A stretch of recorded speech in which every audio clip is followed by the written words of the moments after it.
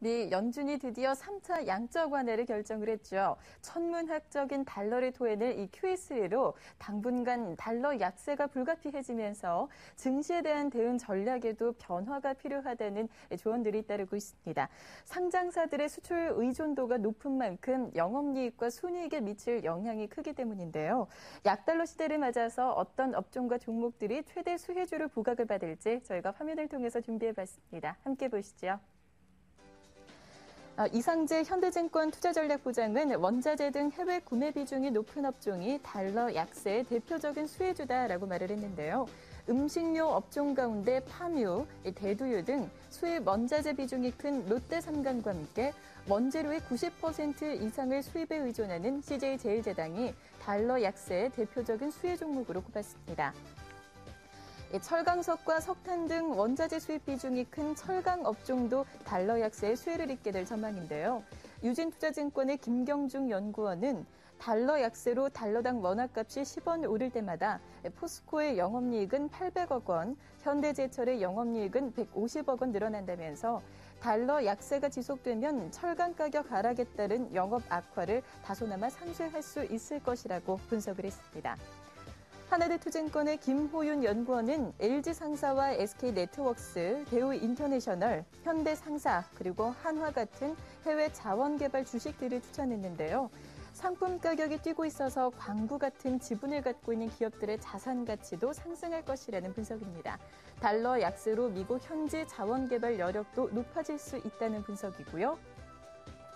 달러 약세가 지속되면 외화 부채가 많은 상장사도 재무구조 개선 효과를 누릴 텐데요. 우리투자증권의 김병현 연구원은 외화 자산보다 외화 부채 비중이 높고 여행객 수요가 증가할 것으로 예상되는 항공업이 대표적인 달러 약세의 수혜 업종이라고 분석을 제시했습니다. 자, 그렇다면 객장에서는 약달러 시대를 맞아서 수익이 크게 늘어날 것으로 예상되는 업종과 종목들 어떤 것들을 보고 있을까요? 객장의 답변부터 먼저 확인해 볼 텐데요. 동양증권 금융센터 삼성역 지점의 박진희 차장의 답변부터 보여드리겠습니다. 박진희 차장께서는 현대제철에 주목을 하고 계십니다. 경기 부양 기대감에 따른 바닥 탈출 기대감을 갖고 계신데요. 철강 가격 추가 하락세는 제한적일 것으로 예상을 하셨습니다. 메리츠증권 영동지점의 김소원 대리는 풍산을 긍정적으로 보고 계시네요. 글로벌 유동성 공급에 상품 관련주들이 강세를 보이고 있고 방산 부문 매출 증가세가 지속되고 있는 만큼 이 부분을 투자 포인트로 잡아주셨습니다. 끝으로 우리투자증권 방배 WMC 지점의 김정선 주인 고려 아연 말씀해 주셨습니다. 오늘 장에서도 급등을 하고 있죠. 금은 가격 상승세가 지속될 것으로 전망하셨고요. 9월 신설비 완공에 따른 생산 능력 확대도 역시 긍정적으로 보고 계십니다. 자, 그렇다면 이분께서는 어떤 의견을 주실지도 들어보도록 할게요. 동양증권 금융센터 홍대 지점의 송승하 대리께서 준비하고 계십니다. 대리님 안녕하세요. 네, 안녕하세요. 네, 자 약달러 시대를 맞아서 고수익이 예상되는 투자 유망 종목들부터 들어보고 싶은데요. 네, 오늘 제가 종목은 대우인터내셔널인데요. 대우인터내셔널은 철강, 금속, 무역 부분과 천연가스와 니켈, 구리 등의 자원개발 부문 사업을 하고 있는 국내 제1의 종합상사입니다. 달러 약세로 자원개발의 여력이 높아지고 있는 회사이고요. 비철 금속의 상승 흐름이 긍정적인 의견이 모아지고 있습니다. 2013년 5월부터 미얀마에서 성공적인 가스 공급이 이루어진 부분이 있고요. 그동안 미뤘던 가능성이 높은 자원개발 프로젝트들이 생산 스케줄이 진행되고 있습니다. 그 가운데 콩고 무소시 동강 프로젝트는 전체 지분 중에서 대우인터내셔널이 56% 보유한 사업인데요. 이미 상상 가능성이 이루어진 광산이기도 하고요. 잔존 추정 매장량이 1,100만 톤의 광산으로 향후 20년에 걸쳐 상업 생산이 진행되는 프로젝트이기도 합니다. 게다가 최근 정부는 세일가스 포함해서 자원 개발 사업에 참여할 시에 대대적인 금융 지원을 한다는 계획을 발표하고 있는데요. 이로써 대우인터내셔널은 차질 없는 자원 개발 투자와 지원이 이루어질 수 있을 것으로 보입니다. 네, 약달러 시대 투자 유망 종목으로는 대우 인터내셔널을 말씀해 주셨습니다. 바로 이어서 주간 공략주 수익률도 확인해 보도록 할게요. 객장 여자 시작한 이후로 받아본 주간 공략주들 수익률이 아주 좋습니다. 역시 여자 전문가들의 섬세하면서도 날카로운 분석들이 적중하고 있는 모습인데요.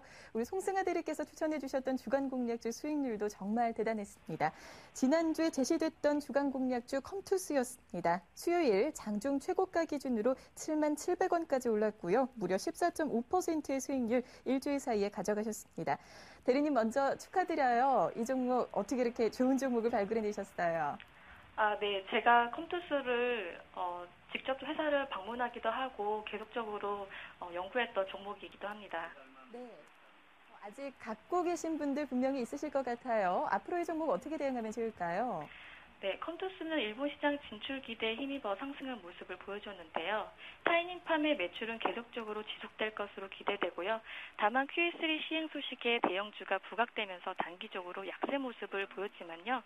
올해 예상되는 라인업이 4분기 집중되어 있어서 4분기 실적은 기대되고 있기 때문에 장기적으로 기대되는 종목입니다.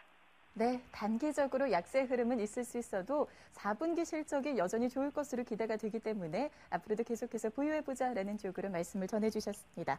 자, 컴투스 수익률이 아주 좋았습니다. 그렇다면 이번 주에는 어떤 종목을 가져오셨을지도 들어보죠. 어떤 종목입니까? 네, 이번 종목은 메일유업인데요. 먼저 2013년 영업이익은 423억 원으로 전년 대비 34.8%가 증가할 예상으로 되고 있습니다.